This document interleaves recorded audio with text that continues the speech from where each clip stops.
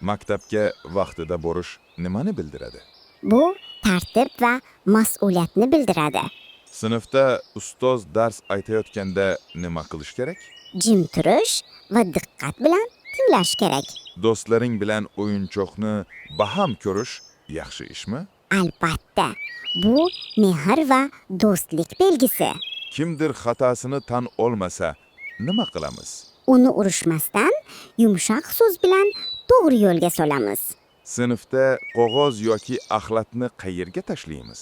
Axlat qutisiga. Tozalik odobni bir qismi. Sinfdosh yordam so'rasa nima qilamiz? Yordam beramiz.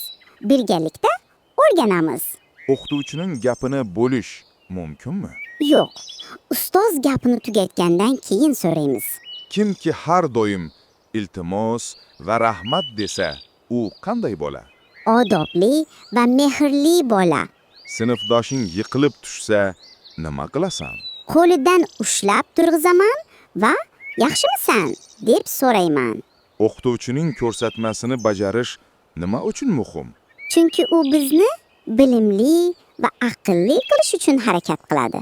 Kimdir maktabda yolg'on gapirsa, nima bo'ladi? Unga ishonch yo'qoladi. Shuning uchun rostgo'y bo'lish kerak. Sinfdoshingni masxara qilish to'g'rimi?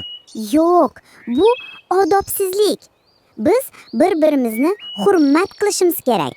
Kattalar sinfga kirsa, nima qilamiz? Turamiz va salom beramiz. Kim darsda o'z fikrini chiroyli ifoda etadi? Odobli va o'qimishli bola shunday qiladi. Kimdir darsda gaplashsa, nima bo'ladi? Dars buziladi va o'qituvchi ranjiydi. Maktabda qanday so'zlar ishlatish kerak?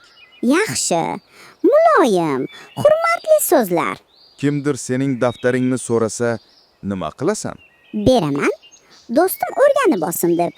O'qituvchi seni maqtaganda nima deyish kerak? Rahmat ustoz deb minnatdorlik bildirish kerak. Kim maktabni sevadi? Men, chunki maktab bilim va do'stlik uyi. Barakalla bolajonlar. Bugun nimalarni o'rgandik? Maktabda odob, hurmat, diqqat, tozalik va mehr demakdir.